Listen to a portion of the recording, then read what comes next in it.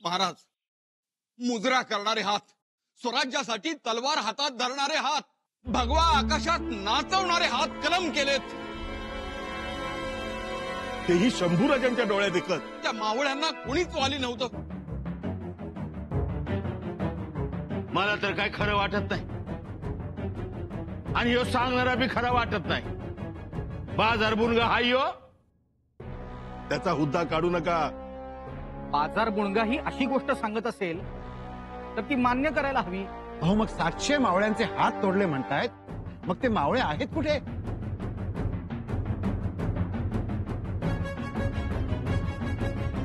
जी फौज परत आली त्यामध्ये हात तुटलेला एकही मावळा नाहीये. अहो कसे दिसतील आणि कोणत्या तोंडानं पुढे येतील ते?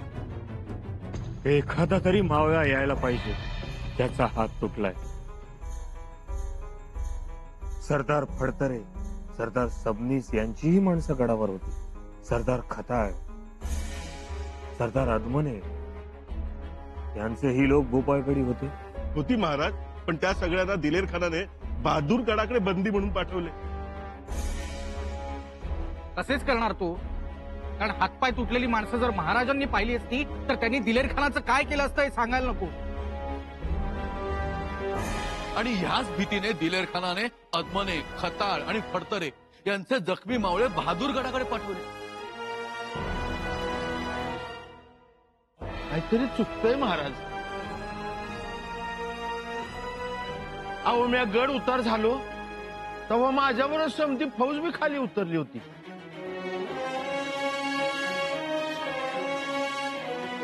लय झालं तर 100 माणूस मागं राहिला असेल. म्हणजे कुणाला युवराजासनी मुजरा करायचा होता, कुणाला युवराजासनी बघायचं होतं, कुणाला खजिना लपवायचा होता. बस एवढंच. महाराज, प्रत्यक्ष ऐकण्यातली आणि या साक्षीदाराने सांगितलेल्या माहितीत तफावत आहे. माफी असावी महाराज.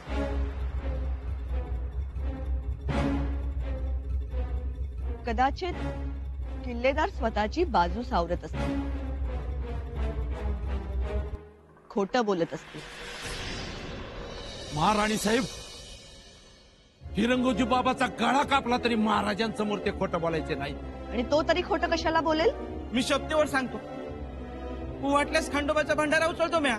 गुन्हा घडला आणि भरून न येणारी जखमही झाली. कुलमुक्त्यार बोला आता. त्या कशाला, आम्हीच बोलतो. हात तुटलेत ना 700 मावळ्यांचे, त्या 700 मावळ्यांपैकी 7 मावळं इथं दरबारात हजर करा. त्यांना आम्ही बघू आणि मग विश्वास ठेवू. तर नौबत पाळगड मोगलांकडे गेला एवढं तरी मान्य आहे ना तुम्हाला? का तोही आम्ही उचलून आणून दाखवायचा तुम्हाला? अरे काय बोलताय मोरपान? तुम्ही आधी तुमचं बोलणं सुधारा. महाराज, हे पुन्हा एक कट कारस्थान. युवराजांना बदनाम करायचं म्हणून तुम्ही भाच्याच्या मागे उभे राहताय आणि आम्हालाही उभं राहायला सांगताय. पण आम्हाला सत्याची चाड आहे. महाराजांनी आम्हाला सांगावं, लक्ष देऊ नका या प्रकरणात. आम्ही तोंडून ब्रही काढणार नाही, पण आम्ही करतो, बोलतो, आक्षेप घेतो हे आमच्या स्वार्थासाठी नाही, तर महाराजांनी उभ्या केलेल्या या स्वराज्याची काळजी आहे म्हणून. हा स्वराज्याचा रथ आनंदाने चालावा एवढीच आमची यामागची भावना आहे. आणि शंभूराजे काही आमचे वैरी नाहीत. ते नेहमी चुकीचं वागतात, बेफिकिरी दाखवतात. ती अशीच बेफिकिरी दाखवली म्हणून मावळ्यांना हात गमवावे लागले. महाराज, महाराज, महाराज, काळूजी गुजरा महाराज. मला समजलंय दरबार भरलाय शंभूराजांबद्दल. काळोजी बाबा जी, भूपाळगडावरनं आलोय. पण तुझे हात तर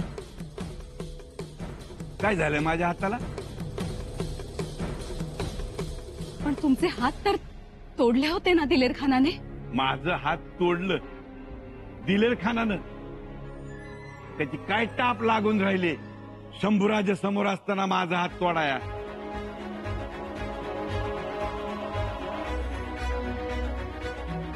म्हणजे हा, हात तोडायचा हुकूम दिला होता दिलेर खानानं. मला बी उभं केलं. आम्ही 70 जण होतो. मलाच पहिलं धरलं. म्हणलं तोडा याचा हात. मला आडवं पाडलं वणक्यावर. म्हटलं गेला आता आपला हात कोपरापासून गेला. इतक्यात शंभूराज आलं. हे लाली लाल डोळ्यानं ठिणक्या पडत होत्या. माझा हात तोडणाऱ्याला शंभूराजाने असंच आडवं त्या वणक्यावर केलं आणि त्याचा हात तोडणार इतक्यात दिलेर खान मध्ये आला. दिलेर खानाच्या नरला तलवार लावली. लता लता कापाय लागला तो. युवराजाने असा त्याला दरडावला. पळता भुई थोडी झाली समजे असते. हा, म्हणजे कुणाचेच हात छाटले नाहीत? नाही.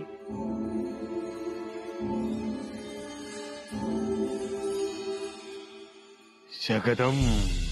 हा, आता त्या झटापट्टीत माझ्या हाताला थोडं खरचटलं आणि एक घसरती जखम बी झाली बघा. पण महाराज, युवराजाने सवता माझ्या जखमावर सांज सकाळ औषध लावलं बघा. बरा झालो आणि धाडलं मला.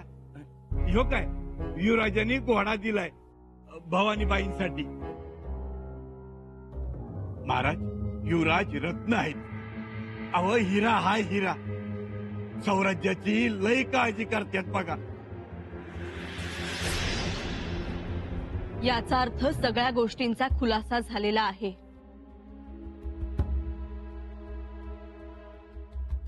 युवराजांनी स्वराज्यावर हत्यार धरलेलं नाही. शिवाय रणांगणात मावळ्यांचा जीव वाचवला. हा स्वराज्यद्रोह होऊ शकत नाही.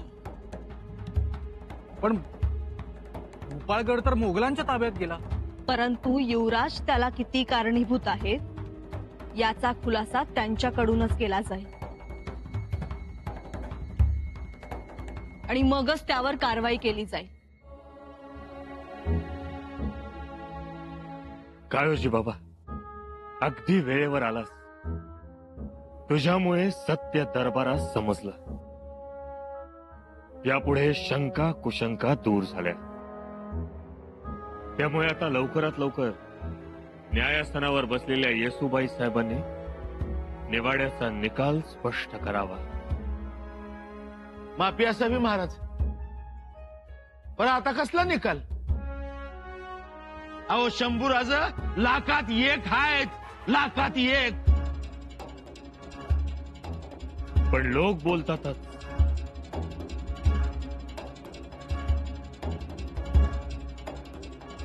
बोलतात त्यांच्यासाठी. महाराज, त्यांच्याकडे नका लक्ष देऊ. नाही नाही, तू बोलतो ते बोलतो, पर 1000 भोकांच्या चाळणी बी बोलतात. तेव्हा जे व्हायचं ते रीतसर एकदाच होऊ द्या. अहो, ही खबर सांगणारी चाळण कोण? कुणी सांगितलं तुम्हाला? यात खबरा येत होत्या. तेवढ्यात हा गेनबा आला खबर घेऊन की मावळ्यांचे हात तोडले म्हणून. कोण? ह्यो ज्ञानबा बाजार बुनग्या. ह्याचं थोबाड चपलेने तडकवतो. काळूजी, चप्पल माझी घे. नाल लावलेली हाय चांगली. तिरंगुजी बाबा, द्या तुमची चप्पल द्या. त्या चपलेने ह्याचं थोबाड रांगावतो बघा. महाराज, शंभूराजांच्या विरोधात नेहमीच अशा अफवा पसरतात. आणि त्या बाहेर गेल्या की इतर सल्तनीमध्ये तशाच नोंदी होतात. हे थांबलं पाहिजे. थांबल कधी? अशांना तोफचं तोंडी दिल्यावर. ह्या त्यांना तोफच्या तोंडी. तो अधिकार कुलमुखत्यारांचा. खोटी साक्ष देणाऱ्या आणि अफवा पसरवणाऱ्या या इसमास अटक करून त्याची चौकशी व्हावी आणि नंतर त्याला वासोटा किल्ल्यावर काळकोठडीत ठेवण्यात यावं. युवराजनी महाराज महाराज चुप हरामखोर. एक शब्द बोलास तर याद राख. बंद करा याला, घेऊन जा. महाराज, मावळ्यांचे हात तोडले ही अफवा निघाली. सगळ्याच गोष्टींचा खुलासा होत आहे, होत राहील. परंतु आमच्या लेखीचं काय? राणूबाई मोगलांच्या छावणीत अडकल्या आहेत. हा कितीतरी गंभीर गुन्हा आहे. छत्रपतींच्या प्रतिष्ठेला धक्का लावणारा आहे. तसं पाहिलं तर हा गुन्हा स्वराज्यद्रोहापेक्षा कमी नाही.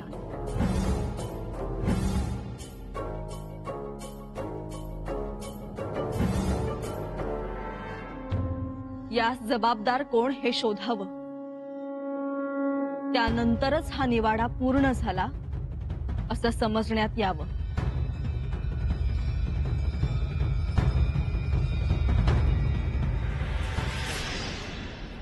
थोरल्या राणीसाहेबांनी भर दरबारात रानू अक्कांचं नाव कशाला घेतलं? घरातल्या गोष्टी दरबारात आणायची काय गरज होती? नव्हती. तर खाजवून खपली काढायची सवयच येतेच नाही. खरं तर त्यांनी हा मुद्दा काढायलाच नको होता. वय पण युवराज कशातच घावनात. तेव्हा ही सापसुरी सोडली पायात. मला काय बरं नाही वाटलं. आता बोलू नाही तर सावत्रपणा म्हणजे दुसरं काय ग? घरात ते असं बोलू नकोस. अगं, त्यांच्या आईपेक्षाही जास्त माया करतात मातोश्री. माया? युवराजनी, राणूबाई साहेबांचे यजमान जाधवराव गडाकडे येत आहेत. अरे देवा, मातोश्रीबाईंचे यजमान? आता व दारात आता मोठा पेच समोर उभा राहिलाय. मातोश्रींनी जाधवरावांचं नाव काय घेतलं आणि हे जाधवराव आले? ती बोलवल्यासारखे. का बोलवण्यावरून? म्हणजे तुम्हीच काय ते वळखा.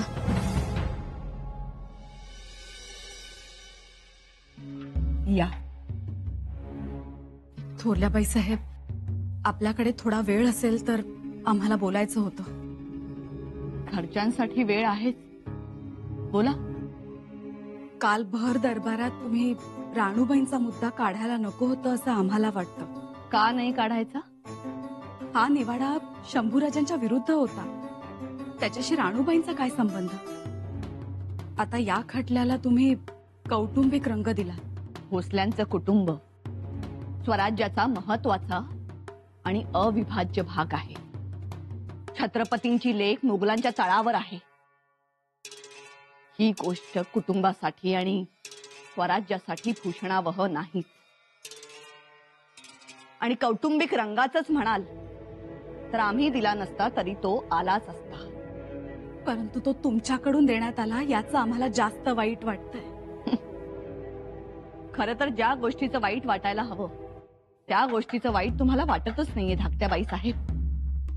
तिथे काही बरं वाईट झालं तर आपण काय तोंड दाखवणार आहोत जगाला? पाहुण्या रावळ्यांना काय सांगायचं? जाधवराव येणार आहेत, त्यांना काय सांगायचं? परंतु त्यांना विश्वासात घेऊन जे जसं घडलं तसं सांगू की. तेच तर म्हणतोय आम्ही. लोक काय म्हणणार? मुलाला तर सांभाळता आलंच नाही, लेकीच्या संसाराचीही धुळधाण केली. मुलांवर यांचा जरबच नाही, चांगलं वळण लावताच आलं नाही. एक गोष्ट लक्षात घ्या धाकट्याबाई साहेब, जाधवराव आपले जावई बापू आहेत. थोरल्याबाई साहेब, आम्ही स्वतः त्यांची माफी मागू. माफी तर मागावीच लागणार, तुम्हालाच नाही तर सगळ्यांना. कदाचित छत्रपती नाही. आता सांगा ना कुलमुक्त्यारांना, म्हणावं न्याय निभावून हा प्रसंग. थोरल्याबाई साहेब, हो वेळ काय, प्रसंग काय? आणि आपण आपले राग लोभ मध्ये नका ना आणू. हे प्रत्येक वेळी वेळ प्रसंग पाहून आम्हीच पडती बाजू घ्यायची, आम्हीच गप्प राहायचं. नुसत्या विचारांनीच आमचं मस्तक ठणकतंय. मग जाधवरावांना संताप आला त्यात नवल नाही. कोणाला सहन होईल? आपली पत्नी शत्रू तळावर आहे ते. आता तर आम्हाला त्यांचीच भीती वाटते. ते जर का भर दरबारात आले तर करायचं काय? आणि त्यांनी तिथं हा विषय काढला तर महाराजांना काय काय ऐकून घ्यावं लागेल. थोरल्या बाईसाहेब, आम्ही फक्त एवढीच विनंती करू शकतो की शक्य होईल तेवढं घरचं घरातच राहू द्यावं. आमचा पण हाच प्रयत्न होता, पण आता विषय निघालाय तिथं. या क्षणी जाधवराव काय म्हणतील याची चिंता आहे. एक विनंती करायची होती. बोला. आपले जावई बापू सरदार जाधवराव गडावर येण्याचा सांगावा आलाय. आपण लगेच त्यांना सामोरं जाऊ नये. काय? नाही म्हणजे ते रागात आहेत असं आम्ही ऐकून होतो. सामोरं जाल आणि रागाच्या भरात काही वावकं बोलले तर बोलू द्या. होताय असं म्हणतात, मुलीच्या बापाला सगळं ऐकून घ्यावं लागतं. चला, हा अनुभव देखील आपल्या खात्यात जमा करून घेऊ. नाही म्हणजे ते तसं बोलतील असंही नाही, परंतु एक लक्षात घ्या, आम्ही दक्षिण दिग्विजयासाठी गेलो होतो तेव्हा जाधवराव आमच्या फौजेत होते. तेव्हा राणूबाई इथे होत्या. त्यानंतर ते शृंगारपुरी गेले. त्याच्यानंतर शंभूराजांच्या पाठी पार दिलेर खानाच्या छावणीत जाण्याचा निर्णयही राणूबाईंचाच होता. आम्ही तेच म्हणतोय. त्या आम्हाला म्हणाल्याही होत्या सज्जन गडावरून त्या परस्पर वाईत जाणार होत्या, पण गेल्या नाही. या वेळेला खरं तर त्या जाधवरावांच्या वाड्यात असायला हव्या होत्या, पण आता त्या मात्र आहे दिलेर खानाच्या छावणीत. हे असं करण्यामागे राणूबाईंचा हेतू काहीही असला तरी असा परस्पर निर्णय घेऊन भावाची पाठ धरून दुश्मनाच्या गोटात जाणं हे कोणत्याही नवऱ्याला आवडणार नाही. राग येणं साहजिक आहे. मग आता काय? बाप म्हणून या गोष्टीला सामोरं जायलाच पाहिजे, आणि त्यात आम्हाला कमीपणा नाही वाटत. आम्ही काय म्हणतो, ह्या गोष्टी खासगीत झाल्या असत्या तर ठीक होतं. दरबारात सगळ्यांसमोर नको. पण दरबारात राणूबाईंचा विषय तर निघालेलाच आहे. तरीही सर्वात देखत दरबारात. पुतळा राणी साहेब, तुमचा नवरा तुमच्या डोळ्यासमोर असताना तुम्ही इतकी काळजी करताय. जाधवरावांची बायको आपली राणू किती दिवस त्यांच्या नजरेसमोर नाही, हे तर किती तळमळत असतील, जरा विचार करा. म्हणून आम्ही म्हणतो आहोत, त्यांना आज राग संताप सगळं माफ आहे. जे बोलायचंय, जसं बोलायचंय तसं बोलू द्या त्यांना. त्या काळोजीने ऐन वेळेला येऊन गडबड केली. काळोजीने गडबड केलीच, पण आपला साक्षीदार ज्ञानबानं काय ऐन वेळी गडबड करू नये म्हणजे झालं. त्याला तातडीनं सोडवायला हवं, नाहीतर त्याने तोंड उघडलं तर अडचण व्हायची आपल्याला. नाही, पण तो कोणाची नावं घेईल असं नाही वाटत. ती तजवीज केली आहे खरी, पण तो जर उलटलाच तर त्यालाच खोटा पाडायचा.